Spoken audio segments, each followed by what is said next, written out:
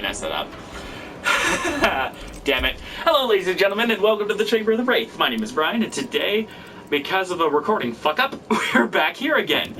Covering Erron Black today because, you know, that's what you do.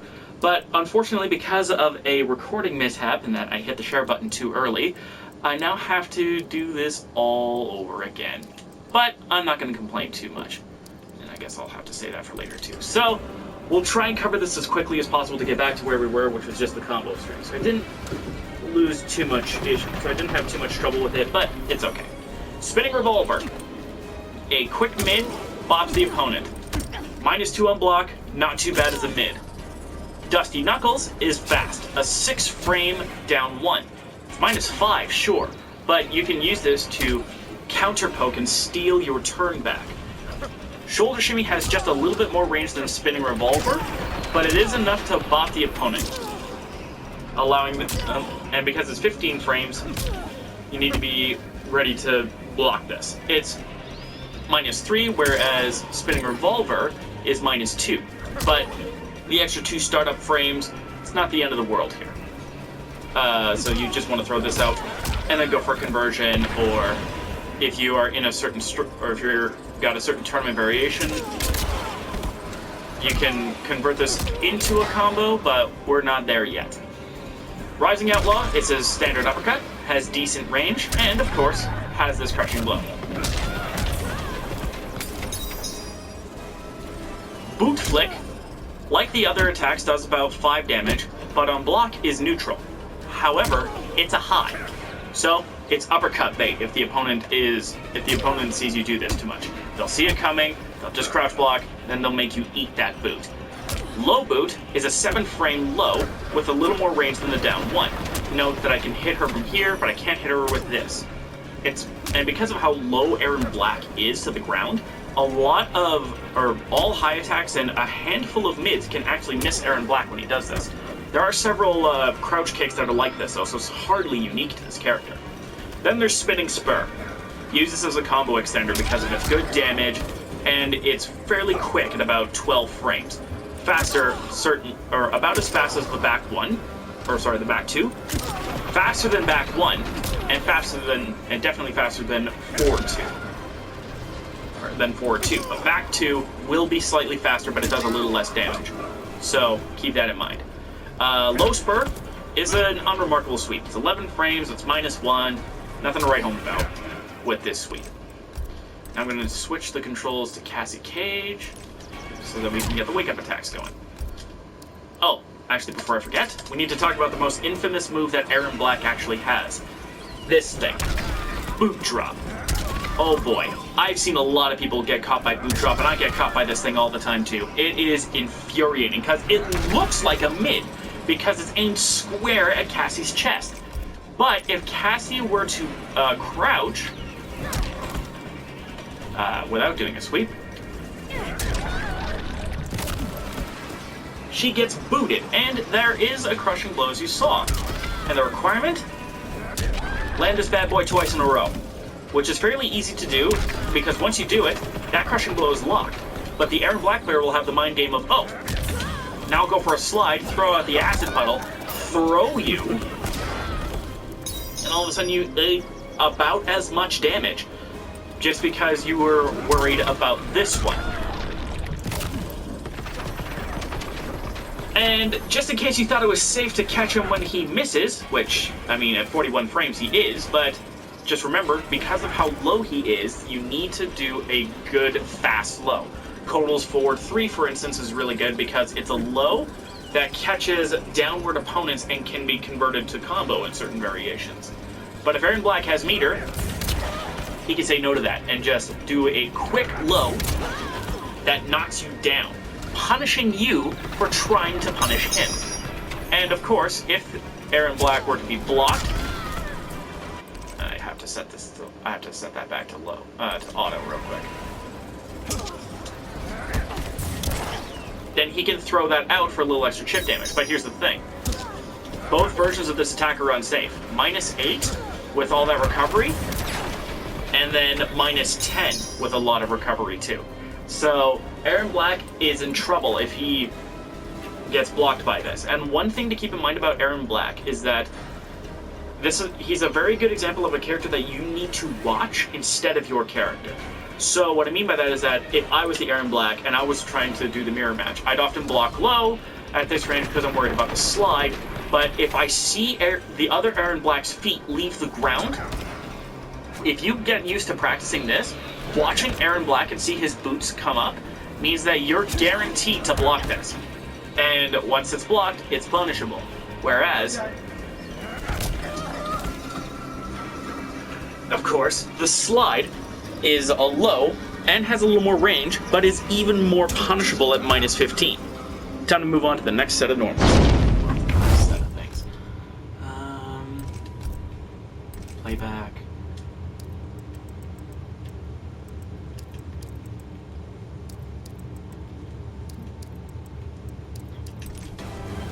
Alright. Drop kick. Fairly quick short hop attack. And tumbleweed is a slightly quicker but less ranged short hop attack. The benefit of drop kick is that if you throw this out in the neutral for whatever reason, whether to confuse your opponents or whatever, and they try for a high projectile, there's a non-zero chance that the projectile just straight up miss as Erron Black recovers, allowing Erron Black to scoot slightly closer as he gets up to be in range of the back two. See what I mean? Which that's going to be pretty damn infamous. It's going to be pretty damn infamous when we get to it eventually. When knocked down, Erron Black's wake up is Pocket Sand. Invincible, covers decent range, and is 8 frames. However, on block,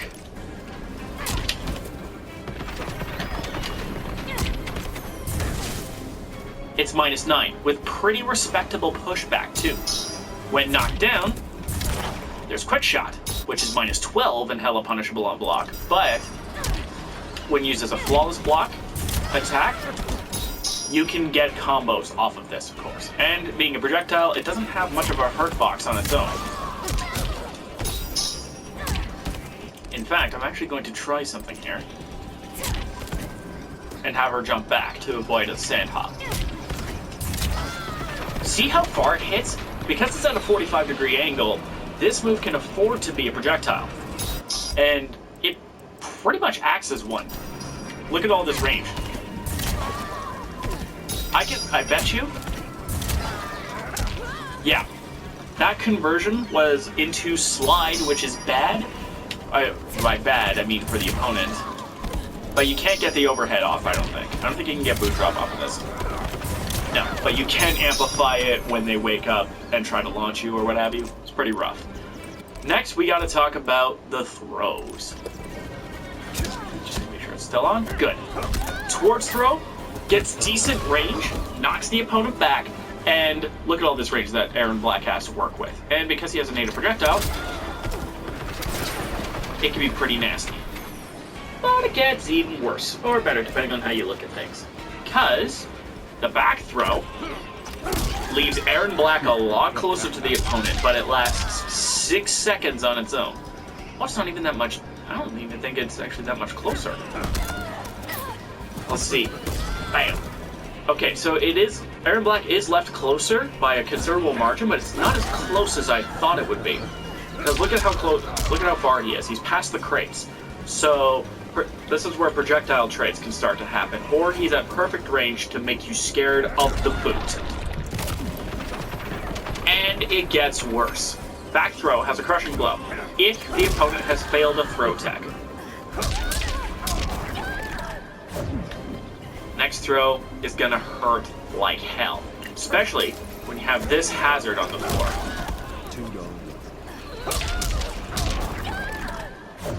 Look at that. That's almost 40% off of a throw. Yikes. Now let's talk about combo attacks. While you might be seeing a lot of combo strings, that's because I have a certain variation ability equipped. That's hence the E attacks here. Those will not cover until we get into the abilities part, which means we'll have to be in a tournament variation, which we're not. Into the Badlands is a pseudo launcher in that very little, if anything, that Erron Black has in his core arsenal is actually going to touch the opponent after he goes for it. But what will touch will be Acid Puddle if he throws it down, or Fatal Blow because it's 18 frames. To prove the concept, show it to you now. And I stand corrected, it doesn't land at all. Which is bizarre. But regardless, this pseudo-launcher can allow for certain tricks and certain variations, and it can combo in certain equipable attacks, but none of his base arsenal is going to connect after this. The key thing here too is that Into the Badlands, when fully committed, is -4 and left pretty close. So it isn't his turn per se, but he's fairly close, and if the opponent does try for a slower attack, a down 1 is going to reset the neutral, and then he's going to be able to throw you. Not a good time. Violet Dens is +3 on block and knocks down big time on hit. However, if it flawless blocks, there's a flawless blockable gap. And you know what that means? Punish with a flawless block attack, and Erron Black is going to wish he didn't go for this string. On the Shoot is an interesting string because it comes off of an 8-frame high, which is also standing 1, so either of these are going to punish at exactly the same rate.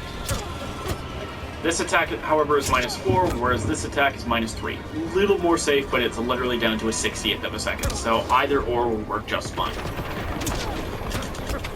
And the full string, which you have to dial in the last bit, has a bit of a rhythm to it. And the way I do it is I used the wrong word there. I don't do it as fast as I can because I have a chance to use an interactable, which would be a really bad time for me if I did that. So instead, I just kind of follow the rhythm of the punches. So I go at the same speed as the first 2 hits, then I get the string. So watch how fast I'm pushing the buttons here, just by sliding.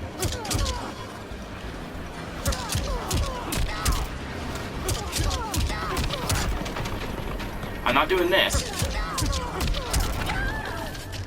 Oh yeah, and it has Crushing Blow. We'll talk about that in a minute. I'm just doing it a little bit quicker than just pressing it manually so that I can get it out. But if you like to lift your thumb to press the button individually, which is actually not a bad idea, you could do it at about this speed. And then it would work just fine. You don't have to, like, hurt your thumb to do it. You just have to do it a little bit quicker than, like, you have to do it a little bit quickly, just like that, and then you're good to go. And as I mentioned, this has a Crushing Blow. If any of these attacks, which remember, consists of a high, 2 mids, and 2 overheads, counter or punish an attack, he gets a Crushing Blow launcher. Just like that. So, be ready for that. And like I said, there's an overhead in here, so there's a little bit of a mix-up situation. It's not an unfuzzyable 50-50, but it is there. So if the Erron Black does get this connected, he's -7. Punishable. However, I don't think there's a single 7-frame attack that reaches this far. So he is still safe by distance, but not by frame data. And some Erron Blacks might think, oh, I'm going to try for the mix. But what happens if the opponent sees it coming? Remember, the startup is 21 frames on the slide. And if they block it, it's -15. Free throw, free combo punish, free whatever the hell they want. At the Door, which I'm pretty sure is some kind of a reference, comes off of this back too. Fast, 11-frame mid, wallops the opponent, hurts like hell. However, on its own, it's -10. Punishable. But the tricky part comes from the full string, which you have to dial in. It's 2 overheads after the mid, and at any time, he can cancel into slide. And that is where Erron Black's mix-ups can get nasty, because if he does the full thing, he's minus 15, which is punishable. Or, if he instead wants to try and be safe and bait you out, he can switch into the stance and start shooting, because if you try to punish him, there's a good chance he'll catch you instead. I think. Hold on. How fast is that? 3 frames, 7 frames. But with... That's insane that it has 3 frames. The gunshots are going to start. But I guess it makes sense. Dead Man's Hand comes off of the same string, but as a launching mid. Fairly slow, but allows for combo potential. Now, here's the thing about flawless block potential.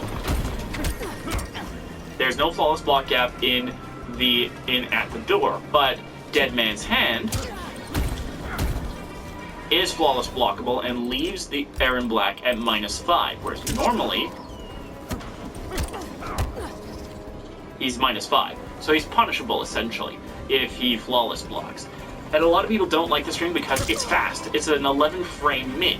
So they'll crouch block it, but the next series of hits are 19 frames and like 20 and about 30 frames afterwards. This is just an easily abusable string. But remember, you block the full thing, he's -15. He's punishable as hell, even in a rough internet connection. And if he decides to try and mix it, remember to listen to your audio cues. Because if he does it, then he has to either fully commit to the overhead or commit to a slide for the mix. And both options are -15. So watching what Erron Black is doing is going to be key to victory. Otherwise, you're going to be left in the dust. Last on this list is Keep Him Honest. Fairly does the same damage as Dead Man's Hand, but what it is much better at is special canceling. So what you would do is, say you get this crushing blow, you do this. Get 33% off of 1 crushing blow, and then you spent the bar to get a little extra damage because of the acid, which is ultimately optional. Then there's special moves, which this is going to be an interesting thing to talk about because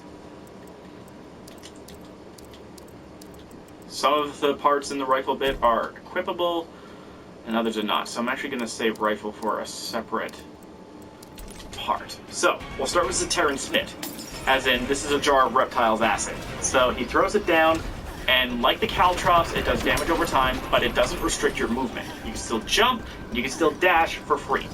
And it does respectable damage. It does from what I've seen, about 15% damage. If I look at Cassie Cage's health real quick, it goes from 950 to... Okay, so it does 10% damage if Cassie stands in it the whole time. Which you might think, oh, that's not too bad. Is it? Is it really?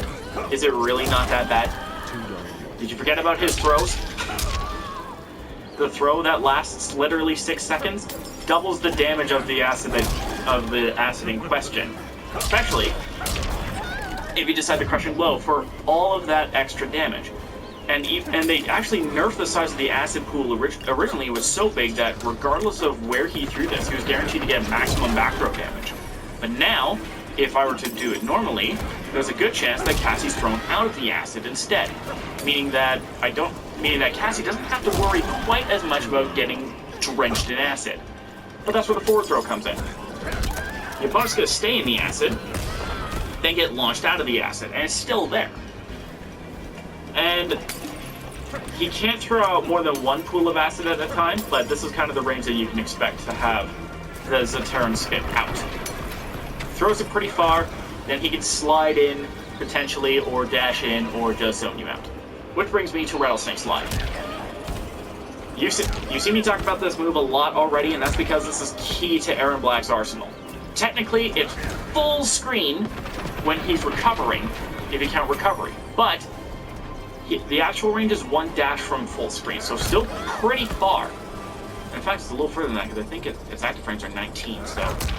There it is. That's maximum range, just shy of full screen.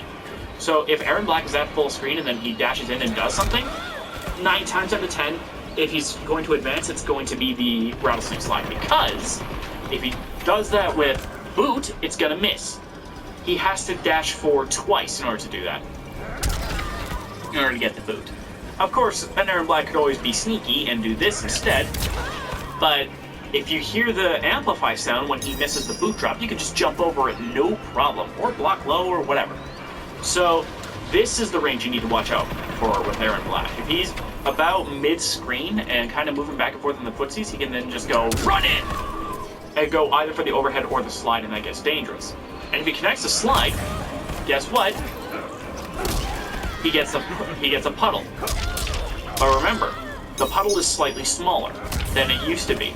I think it was one of the very first things that they actually fixed in this game. So the puddle, if he does that and then does the back throw, he's getting less damage than if he were to do a forward throw. It's a little bit less, but it's less regardless. Now let's talk about Locked and Loaded, because there is a lot to talk about here. Oh, and I have this equipped, so it's going to make it kind of look rough, but it is what it is. Locked and Loaded has Erron Black go into this stance, where he pulls out the rifle and walks in on the opponent. He can walk for a long time while this rifle is out. For all of that time, Erron Black is able to do whatever he wants. He can cancel it, no big deal. He can fire a shot, which is 60 damage at a high, and just keep firing in on you until he runs out of bullets. If he runs out of bullets, he can't zone. So, if an Erron Black runs out of bullets, then he has to reload. Normally reloading, I believe, forces a cancel. But in this variation, what you're about to see is a variation exclusive thing where he reloads pretty quickly. He reloads about twice as fast in this variation as he would otherwise. Because normally he has to reach in and grab every bullet, but in this variation, but with this ability that he has, the reload is a little bit quicker, so I do apologize. Hopefully I'll show that in the near future. Then there's Stock Drop, which is a quick overhead, which doesn't stun the opponent, but you can do something like mix it in there for some nasty damage. And then Rising Stock launches natively. Not the best launch in the world, but if you hold up, I believe that's, I don't know if that's exclusive to this or not. I'm just gonna double check. I don't think it, I'm pretty sure that is universal. We'll see in a minute, but you can do something like, oops. I'm 90% sure that that is universal, but if it isn't, I will correct myself. What this does is it launches, bop, bop, bop. You can launch males up to 3 times, and if Erron Black is out of ammo, Crushing Blow launch. That automatically puts the rifle away to allow for cancel, so you can do something like this.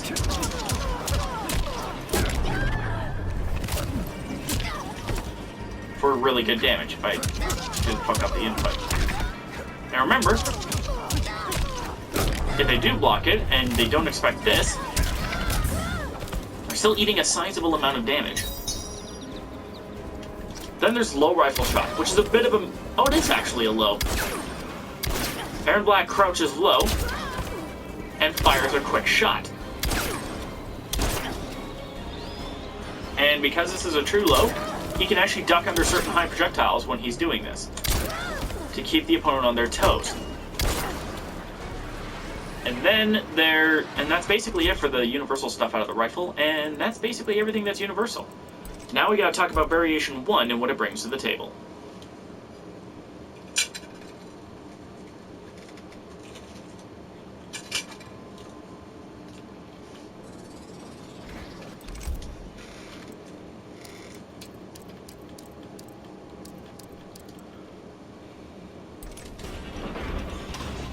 Erron Black has an ability that allows him to add his pistols into his strings, and into one of his pokes.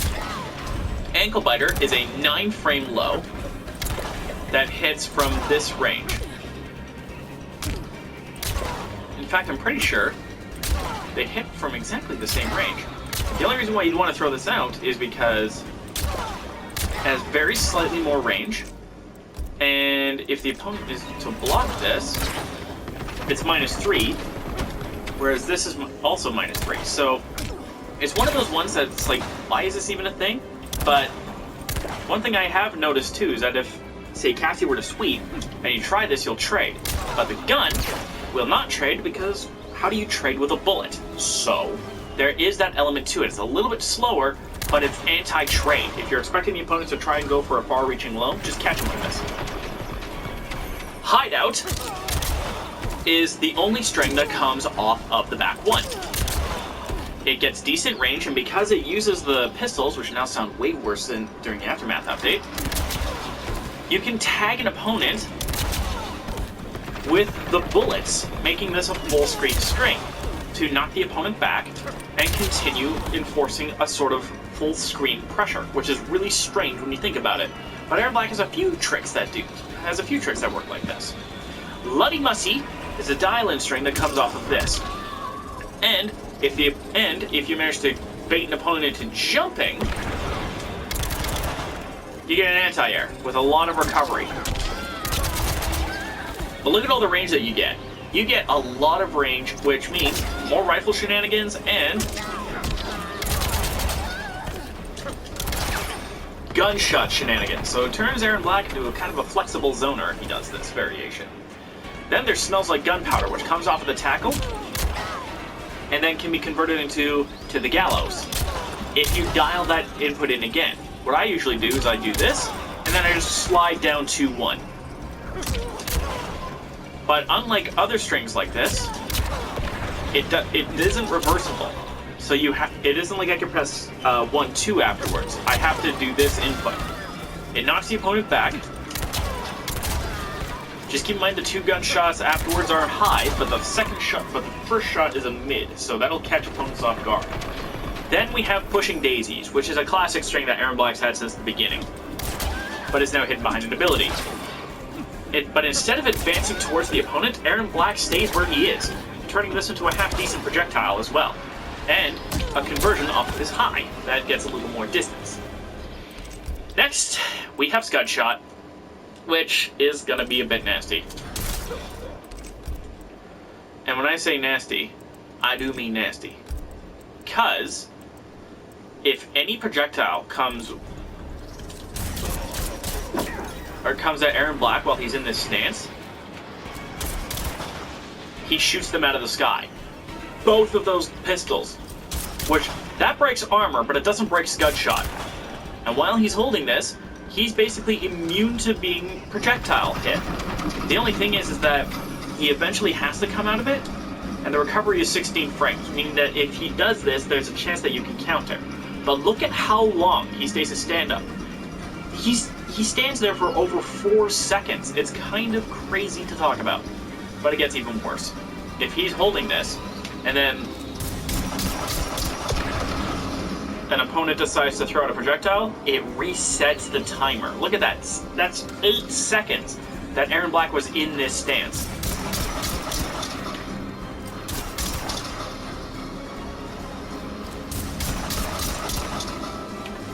Look at how long he's in this stance for. It's kind of obscene, actually. He could just stand here and stop zoners literally all day. Look at this. Technically, he's been active for over 1,200 frames.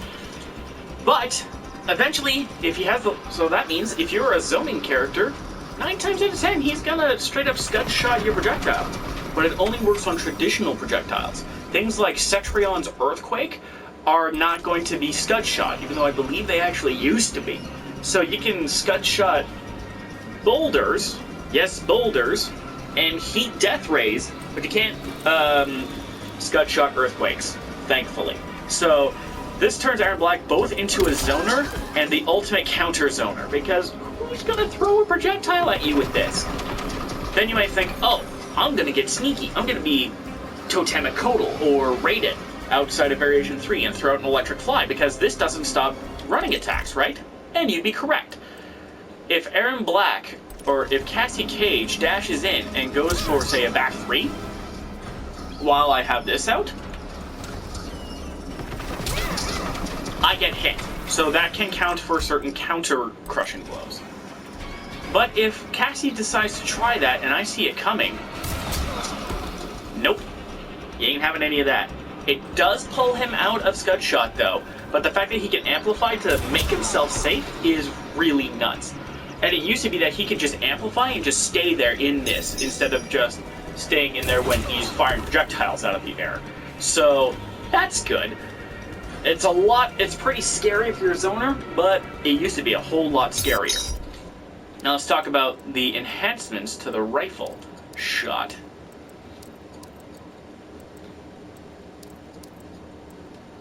Oh, and locked and loaded. That's only in with the rifle variation. Okay, that's my bad on there. So this thing here, only in this variation. Okay, so that's my bad. But with locked and loaded, we have that ability to end certain attacks. We also have the aforementioned reload multiple bullets. Reload them pretty damn quickly. And then we have stock bop instead of stock drop. Does a little more damage and allows for combos. Look at that. I didn't even have to try there.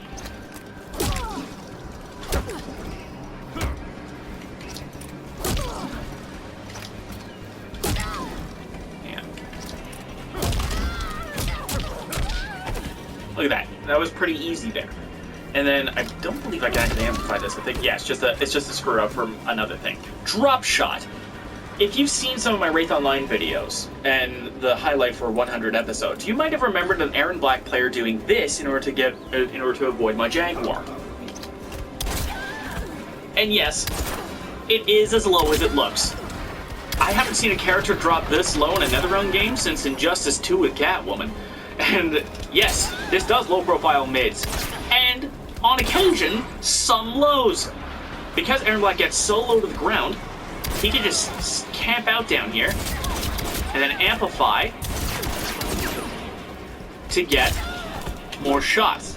But eventually, he runs out of, he'll run out of bullets eventually, so he'll have to come back up, allowing you to punish him. But still, with all the amount of time Erron Black spends lying on the ground, you'd expect him to have downed a gallon of whiskey before he came into this fight.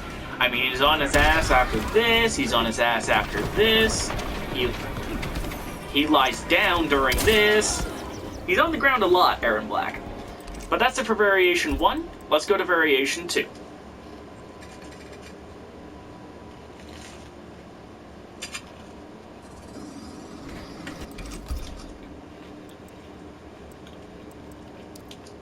Oh boy.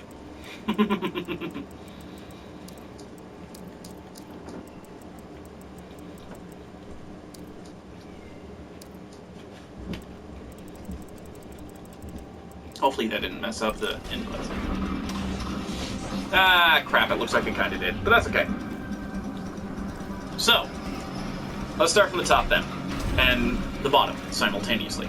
Boot drop and rattlesnake slide now have a second amplifier, allowing Erron Black to cancel. So, if Erron Black has to do this,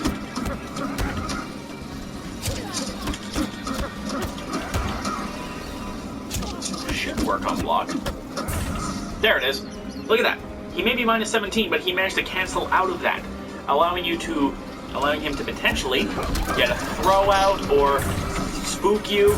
But once he's out of defensive bar, he can't break away. And even after one of these, he can't break away. So you'll launch him for that, make him eat his words. And he can even cancel out of boot drop, which makes things scary, because now he has this, and of course, this amplify. You know, just to make your life miserable. But that's not all. Erron Black has a true command grab. It's a classic NetherRealm input, which is quarter circle back then forward. and does respectable damage. And if he amplifies it,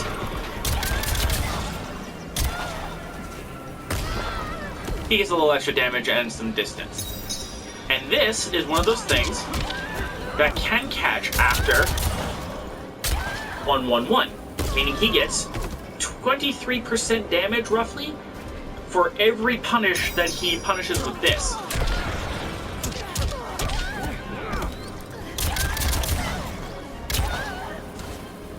Bam! And now he's at the right distance to begin his cancel shenanigans again. Then there's TNT Toss, which he throws it down, and it becomes an unblockable bomb.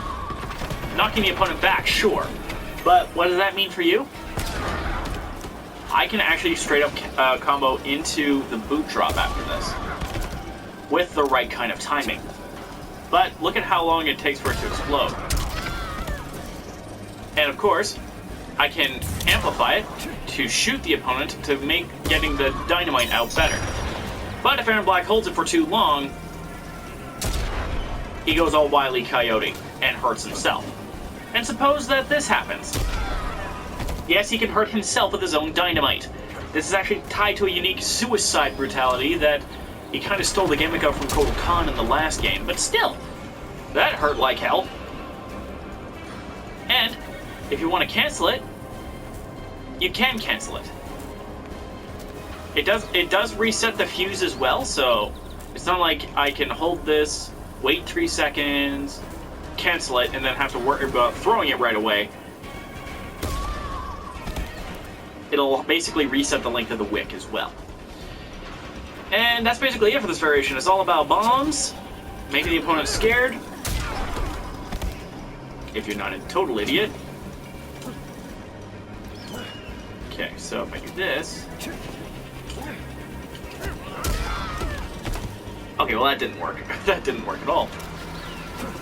Now you might be thinking, wait a minute, this replaces his acid, doesn't it? How does he get his DOT shenanigans? Well, it's still there.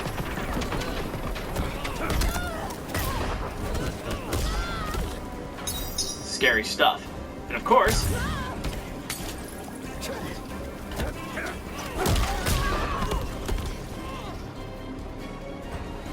you can make them terrified. And the dynamite is something to be wary of. He can only throw one stick at a time, but he has different ranges. He has this far one, which reaches basically full screen, but not quite. This medium one, and this close one. Time to move on to variation 3. Locked and loaded.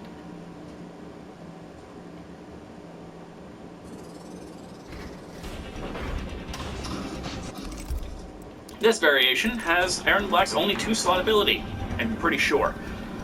But we'll talk about that later. Right now let's talk about Acid Pour. This is an armor-breaking attack, meaning it'll break armor. And it does decent damage on its own. However, you'll notice it uses a bullet to do that. But if Erron Black doesn't have any ammo, he does this. Pop. Originally, the original version of this attack became the Amplify, so this is the original version. Because it used to be that when you did this for its crushing blow, which you won't have to be standing in a puddle, Erron Black could get an almost obscenely easy 40%, which I can demonstrate to you now. This would be what it would be like. This kind of damage used to be common in this with Acid Pour, because that was how that worked. But when it became a competitive variation, it got balanced for that very reason. Now, like I said, this is a breakaway. This is an armor breaker, which means it beats breakaway for really good damage. For really good damage. Like, because of the partial scaling reset that Cassie suffers from this, it hurts like hell when it beats armor. So be mindful of that this variation. If he picks this variation, be very careful about breakaway, because otherwise you're gonna see something like this. Hang on, gotta do it a little further. you're gonna see something like this amount of damage. Just for trying to break away. Youch. Now it's time for the 2-slot ability, Nether Beast Trap. He sets this down, and it's active for quite a while. But not forever. It's active for about 6 seconds. But here's the thing. Or 5 seconds, because it's 60 frames per second. However, here's the thing. If I am the Erron Black player, which means I have to be casty for this one, but I'm the Erron Black player and I set up the trap, and I get hit, the trap goes off. If I block, the trap goes off. The unfortunate thing about this trap, and I don't know why this is a thing to begin with, is that even on block, the trap goes away. It's not all that useful unless you get really lucky and set it up just right to extend the combo. Like this. To get this kind of damage. Which is not entirely unreasonable, but if they break away there, they're toast.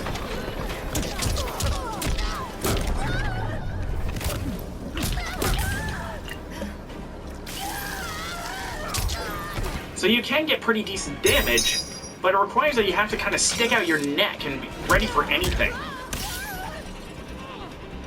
And of course, wait for your opponent to get hit by a bear trap, which is not that easy to do.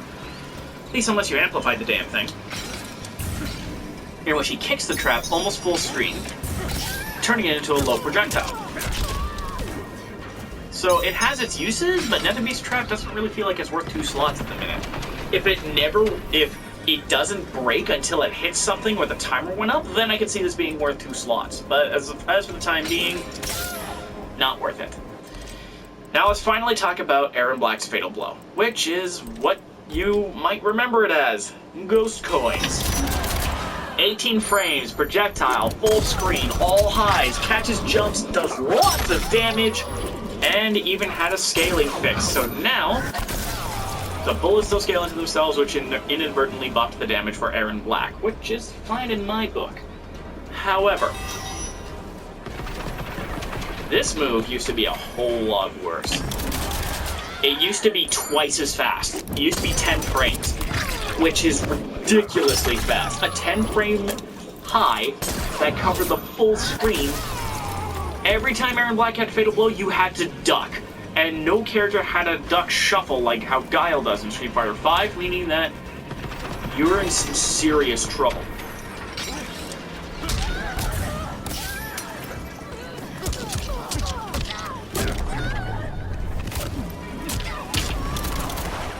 Sadly, it doesn't really work on female characters, but it does work on males. So this is Erron Black in a nutshell. A tricky little character that has all kinds of nasty tricks. Oh, there it is. In order to pull out a sneaky victory and make you aggravated all at the same time. Fortunately, Erron Black is also fairly unsafe in most situations, meaning that if you see an Erron Black doing unsafe shit, punish him for it, and you should be just fine. Don't forget to be awesome, my friends, and I'll see you guys on the other side.